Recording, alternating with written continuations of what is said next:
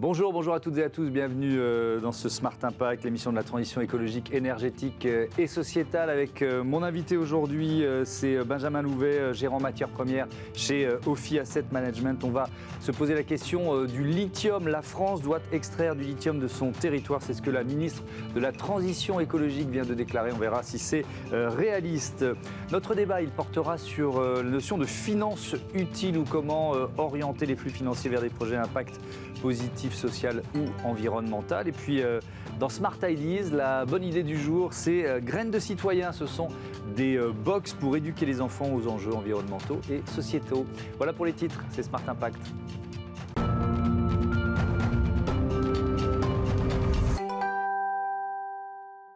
Bonjour Benjamin Louvet, bienvenue.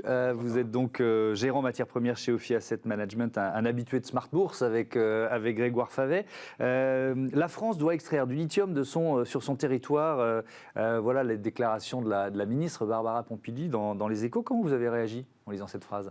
Il faut voir d'où vient cette déclaration. Cette déclaration, elle fait suite à un rapport qui a été remis par Philippe Varin, l'ancien patron de Peugeot Citroën, à Emmanuel Macron, à la présidence de la République, pour étudier la problématique de la criticité des métaux. Ouais. Parce que la transition énergétique qu'on est en train de mener est en fait aussi une transition dans les matières premières. Aujourd'hui, on dépend très fortement des énergies fossiles. Si on passe au tout électrique et notamment aux renouvelables, on va transformer cette dépendance aux énergies fossiles en une dépendance aux métaux. Parce que contrairement à ce que beaucoup de gens croient, on ne fait pas de l'électricité avec du vent ou avec du soleil. On fait de l'électricité avec un transformateur qui va convertir l'énergie du vent ou du soleil en électricité. Et ce transformateur, il est fait d'actifs réels, essentiellement de métaux. Dans une éolienne, vous avez entre 950 kg et 5 tonnes de cuivre. Et dans les voitures électriques, vous avez du nickel, vous avez du cobalt et vous avez du lithium. Donc la question de l'approvisionnement dans ces métaux se pose. Elle se pose d'autant plus que Philippe Varin souligne dans son rapport que l'approvisionnement en métaux stratégiques de la transition énergétique de l'Europe est à 70% assuré par des importations, et pour la France, c'est 100%. Donc, on doit se poser la question de savoir comment on pourrait regagner un peu d'indépendance énergétique. Ouais. Et donc, effectivement, la question de se poser la question de savoir si on peut trouver ces métaux sur notre propre territoire est une question qui se pose. Elle avait, du reste, d'ailleurs, déjà été posée par Guillaume Pitron dans son livre qu'il avait écrit il y a quelques années, qui s'appelait « La guerre des métaux rares », face cachée de la transition énergétique et écologique.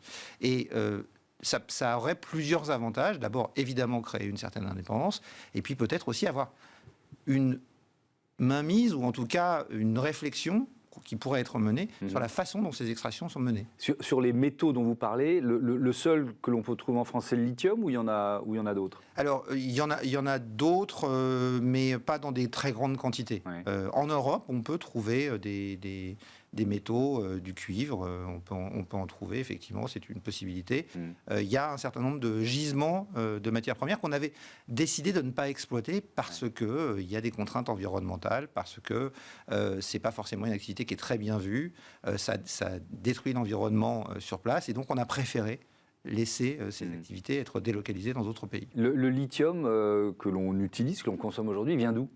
Alors, il vient essentiellement de 4 pays. L'Australie, le Chili, la Chine et l'Argentine. Voilà. L'Australie et le Chili, à eux deux, regroupent à peu près 3/4 des réserves mondiales de lithium.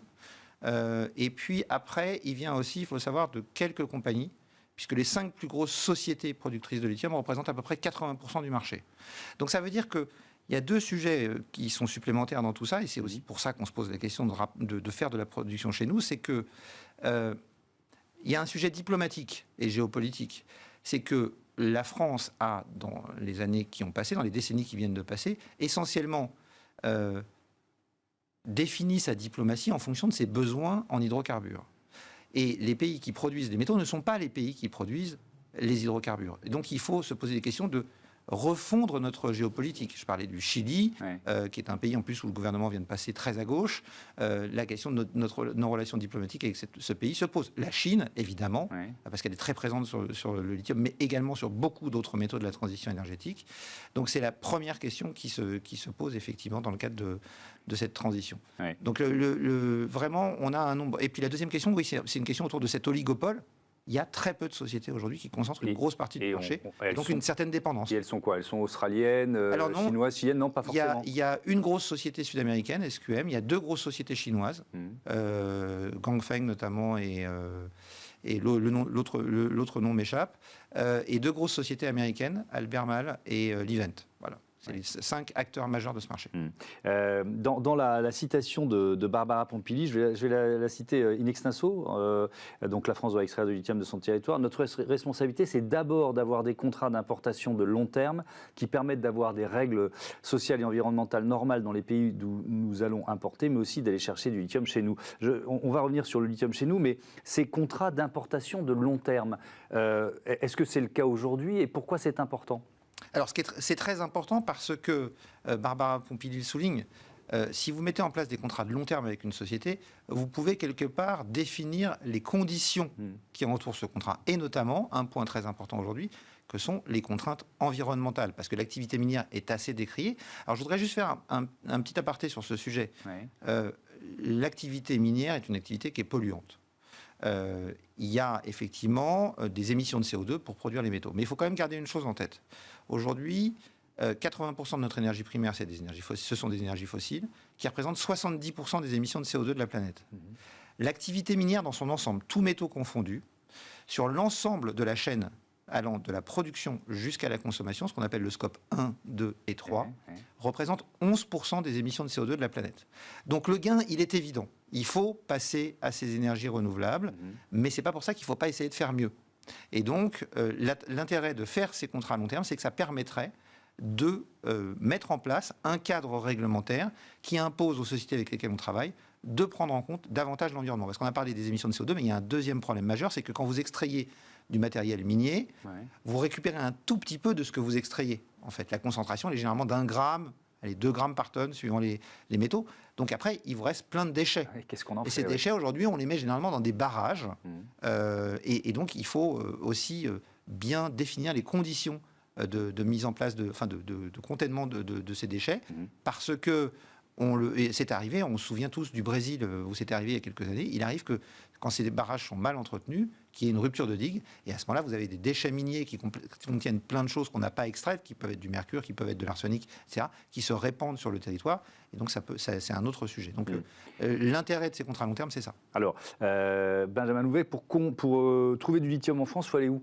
Alors, il y a le BRGM, donc le Bureau de recherche géologique et minière, qui est un organisme d'État, a fait une cartographie de la France. Et aujourd'hui, on estime qu'il y a à peu près 41 gisements de lithium exploitables en France. Il y en a dans 3 endroits principalement. Le Massif central, en premier lieu. La Bretagne, notamment dans le Finistère.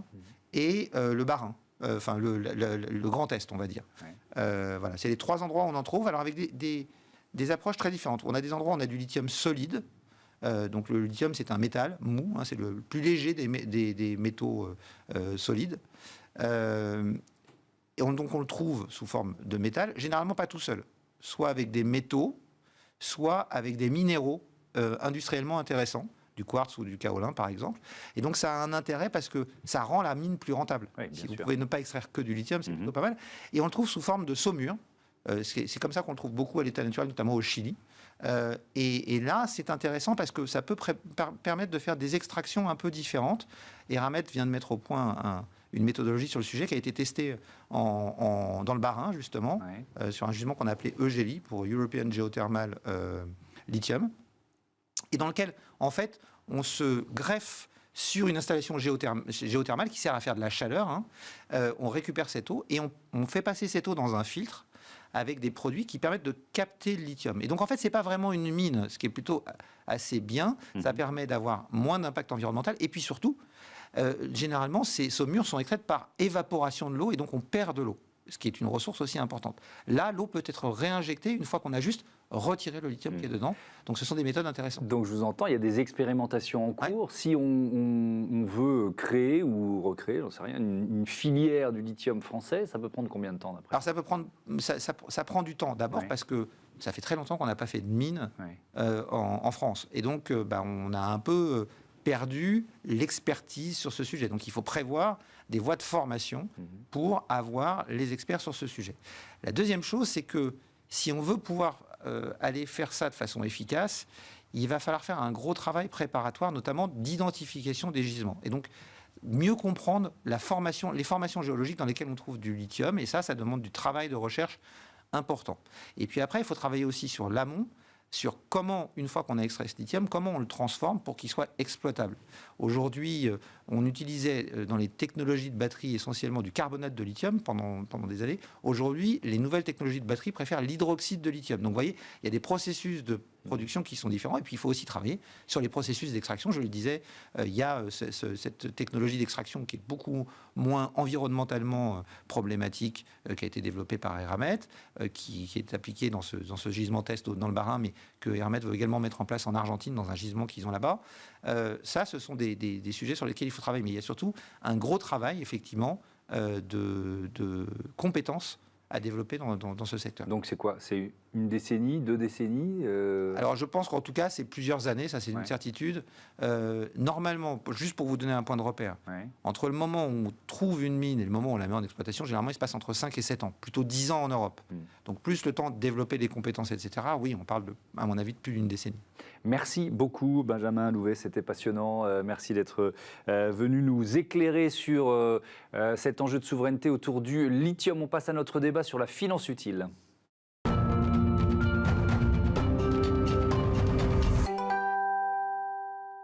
Je vous présente les invités de ce débat. Christelle Babb, bonjour. Bienvenue, vous êtes le fondateur de Cedrus et Partners et du cercle de réflexion La Finance Utile.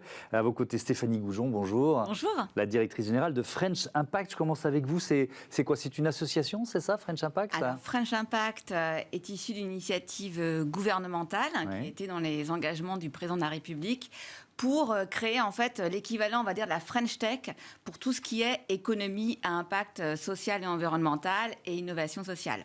Donc concrètement, on fait 3 choses. 1, on identifie des projets à impact positif sur les territoires. 2, on facilite leur accès au financement avec notamment un programme d'impact finance sur lequel on a beaucoup travaillé avec Christelle, avec Cedrus. Et 3, on fait connaître ces projets aux administrations, aux décideurs publics, aux fonctionnaires, pour faire sauter des verrous réglementaires qui peuvent parfois entraver leur déploiement, mais aussi pour inspirer en fait le service public de demain. Donc c'est tout cet écosystème sur l'économie à impact qu'on cherche à accélérer. Christelle Babb, donc il y a Cedrus et Partners, c'était il y a 12 ans, c'est ça que vous l'avez créé? C'était quoi votre volonté? Alors, on a créé cette société il y a 12 ans. C'est une entreprise d'investissement européenne qui est labellisée B Corp. Et en effet, on était déjà sensibilisés il y a plus de 20 ans avec mes associés sur le sujet de l'impact de l'investissement socialement responsable. Et donc, on a voulu transformer l'essai et accompagner des investisseurs sur la création de solutions financières innovantes, mais aussi la construction de portefeuilles pour des investisseurs de long terme qui sont sensibilisés au sens. Vous lancez un site, un podcast dédié à la finance utile. C'est quoi la finance utile? Comment vous la définissez? Alors, la finance utile, alors déjà, ça part d'un sujet personnel, c'est que moi j'aime mon job, j'aime faire ce que je fais, et notamment la finance, et j'aime bien qu'elle serve en effet à des missions, à orienter finalement et à mobiliser des capitaux vers des projets vertueux. Donc ça peut être du social, de l'écologique, du sociétal, voilà. Donc l'idée c'est de rassembler des énergies. Je crois beaucoup à l'intelligence collective. Donc on a beaucoup d'acteurs, nous, dans notre écosystème, que ce soit des associations, des fondations, des acteurs de la vie publique, le French Impact avec qui on a en effet travaillé et on continue de travailler, des entreprises privées, des investisseurs, et on essaye de réunir tout le monde pour essayer de valoriser finalement les actions de ces acteurs. Mais alors c'est d'autant plus important qu'on peut avoir, il y a le greenwashing, il y a le purpose washing, et moi, alors je ne sais pas si vous êtes dans ce cas-là, mais on voit tellement fleurir de publicité en ce moment, notamment de grandes institutions financières, qu'on se dit, voilà, tout le monde est devenu super vertueux. Donc est-ce que vous avez l'impression d'une recrudescence? Je commence avec vous, je vous poserai la même question après. En fait, oui, il y a des volumes, on en parlait avec Stéphanie juste avant, c'est les volumes aujourd'hui, la communication sur les volumes liés à l'impact ou à l'investissement responsable sont monstrueux. Je pense que ce qu'on cherche à faire dans la finance utile, et moi j'aime bien évidemment le titre de votre émission et la chaîne que vous représentez, c'est l'impact et l'utile, et c'est complètement lié en fait. être utile, c'est avoir de l'impact. Ouais. Donc, ce qu'on cherche, c'est des métriques, c'est des choses concrètes. On a travaillé notamment dans le logement social avec le French Impact et avec des gérants et avec des investisseurs pour essayer de comprendre comment on pouvait intégrer, développer des familles et finalement rendre compte de ces résultats. Donc ça pose la question, je pose la même question, Stéphanie Goujon, sur ce qu'on appelle du mauvais anglais, le greenwashing, mais c'est effectivement la labellisation, quoi. Comment on valide les engagements, les actions menées en matière de finances. Alors, greenwashing, même impact washing. Oui, bien sûr. Et donc, il y a évidemment un risque, et c'est aussi le rôle du French Impact, sa mission, que de limiter, que de réduire ce risque. Oui. Donc, nous, comment on identifie ces projets qui ont une véritable utilité sociale et environnementale? Déjà, on les identifie sur des secteurs qui sont liés aux transitions écologiques et solidaires, des secteurs qui sont assez résilients d'ailleurs. On peut parler d'alimentation durable, on peut parler d'énergie. Je pense qu'avec la situation actuelle internationale et européenne et ukrainienne, je pense qu'on voit bien justement d'identifier ces pépites-là, ça va être encore plus important pour notre économie. Et on le fait avec des partenaires locaux et on les fait en multipliant les expertises des décideurs publics, des fonds d'investissement, des accélérateurs locaux. C'est grâce à eux qu'on identifie ces projets pépites et qu'on demande bien sûr des indicateurs. Là, Christelle parlait des métriques, un peu de mesures d'impact, notamment en lien avec les objectifs du développement durable, les 17 objectifs de l'agenda onusien qui peuvent constituer cette grammaire commune. Voilà le panel un peu pour essayer de lutter contre cet impact washing. 50% des Français mécontents du modèle économique actuel. C'est une étude Harris Interactive pour French Impact en novembre dernier. Alors les Français aiment bien se plaindre, sont souvent grognons, mais comment vous analysez un résultat comme celui-là? Je pense que justement les initiatives qu'on peut porter dans cette économie positive, cette économie impact, cette économie sociale et solidaire, tous ces univers sont liés, sont connexes, c'est que ça lie à la fois une triple performance. Une performance économique, on en a besoin, une performance sociale et une performance écologique. Et vraiment, nous, on cherche à faire le lien entre le social et l'écologique. Je vais juste citer par exemple 2 exemples de projets concrets pour qu'on voit de quoi on parle. Un projet sur tout ce qui est alimentation durable, qui s'appelle Ceinture Verte. En fait, il y a un problème en France, c'est qu'un agriculteur sur 4 va partir à la retraite d'ici 4 ans. Et plus que jamais, on va parler de résilience alimentaire, de souveraineté alimentaire. Et ce que fait Ceinture Verte, c'est qu'ils fournissent clé en main des fermes pour des jeunes agriculteurs qui veulent s'installer en bio dans les ceintures maraîchères autour des villes. Ils adressent un problème, ils donnent une solution, ils donnent un espoir, ils donnent une vision. C'est très concret. Un autre exemple sur les énergies. On en parle beaucoup en ce moment, notre dépendance énergétique. Sublime Énergie, qui a inventé, mis au point, une nouvelle technique pour la méthanisation, pour rendre plus accessible la petite méthanisation et pour du biogaz. Donc ça, ce sont des initiatives très concrètes, qui sont des entreprises à mission, des sociétés coopératives, intérêts collectifs ou même des SA. À la limite, le statut ne fait pas la vertu, mais qui sont engagés sur des enjeux de transition et qui ont un vrai ancrage territorial. Dans l'impact, nous, on aime beaucoup aussi parler de l'ancrage territorial. Christelle Bach, comment vous travaillez ensemble? Si on prend l'exemple vous avez fait un fonds immobilier pour faciliter l'accès au logement des personnes en difficulté, c'est ça? Exactement. C'est quoi exactement? Notre idée, c'est encore une fois, c'est ce concept aussi d'hybridation des modèles, c'est de pouvoir rassembler des investisseurs, des gestionnaires de fonds et les associations. Donc on l'a fait avec des associations connues, SAMU Social de Paris et Habitat Humanisme, qui sont spécialisées justement pour aider des familles les plus en difficulté qui sont dans la rue. Et on les a mis au cœur du cahier des charges qu'on a proposé à des gestionnaires. Et on est allé voir, le ministère de la Transition écologique et solidaire à l'époque, qui nous ont dit, bon, on le sait, le roi est nu, l'État n'a beaucoup moins de moyens. En revanche, on a des idées, on a des gens motivés et on a notamment développé, c'était le début, je crois, un peu du French Impact, on a développé un concept et un moteur et aussi une équipe qui va soutenir ces projets. Voilà. Oui, et donc en fait, ce qui se passe, c'est que c'est mettre en relation des institutions, j'ai employé ce terme-là, ou des organisations qui ne travaillent pas forcément ou spontanément ensemble. C'est un peu ça l'idée, Christelle ? Oui, l'idée c'est de pouvoir, en fait, ce qui m'avait choqué à une époque, le premier Grenelle de l'environnement, c'est qu'on ne liait pas les investisseurs avec le sujet de l'environnement, en fait. Donc, ça a un peu évolué, heureusement, puisque les investisseurs sont des consommateurs, donc ils commencent à prendre conscience de tous ces sujets, heureusement. Mais le boulot de French Impact, c'est justement d'aller voir les projets, d'aller initier, d'aller sourcer ce que tu viens d'expliquer, Stéphanie. Ce sont des projets très concrets. Et nous, de les mettre, de se coordonner pour aller chercher les investisseurs derrière et pour les orienter vers ce type de projet. Stéphanie Goujon, est-ce que vous diriez qu'il faut, c'est sans doute votre mission, une culture de l'impact positif ou de l'investissement à impact qu'il faut diffuser ? Complètement, parce que qui dit finance utile renvoie aussi à économie utile, projet à impact. Et nous, notre job au quotidien, c'est aussi une méthode. Alors ça va paraître bisounours dit comme ça, c'est la coopération. C'est faire se parler différents univers qui ne se parlent pas assez aujourd'hui, ceux des investisseurs, ceux de l'économie dite conventionnelle, ceux de l'économie à impact, les décideurs publics. J'insiste là-dessus parce que c'est aussi une de nos particularités. Comment on fait pour créer ces passerelles, ces liens entre ces différents mondes pour que justement on puisse remédier à l'enquête que vous citiez tout à l'heure sur le relatif mécontentement des Français. Voilà, je pense qu'il y a une attente aussi pour qu'on travaille davantage ensemble. Orienter les flux financiers vers des projets vertueux, sociaux et environnementaux, c'est un peu pardon, ce que vous nous avez expliqué. Mais je reviens à la question de l'identification ou de la labellisation. Comment vous travaillez, vous parliez de métriques, comment vous évaluez finalement les projets sur lesquels vous vous lancez ? Alors, nous, on évalue surtout les gestionnaires d'actifs, les gérants qui opèrent sur ces sujets-là. Alors, le concept de finance utile est un peu plus large que le sujet de l'impact, parce qu'on peut aussi travailler.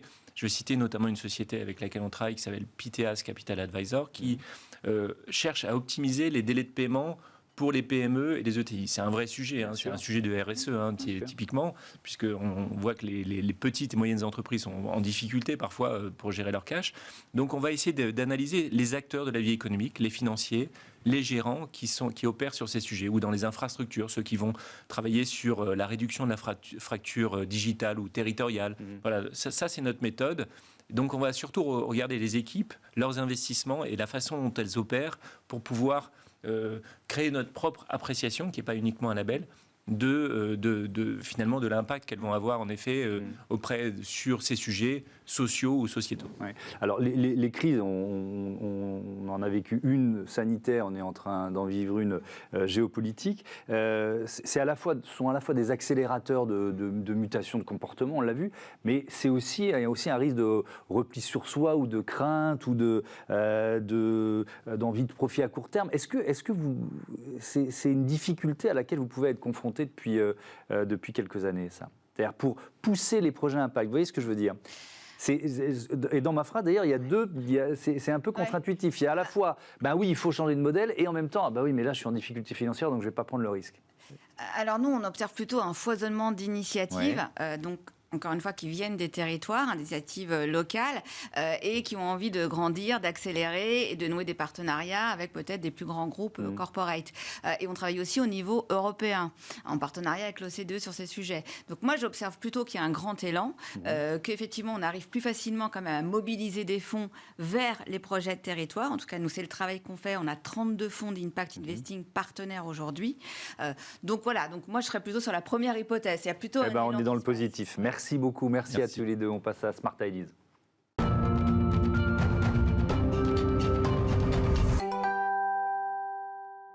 Et dans ce Smart Ideas, on découvre Graines de Citoyens. Bonjour Marie-Colette, bienvenue. Bonjour. Vous êtes la fondatrice de Graines de Citoyens. C'est quoi ?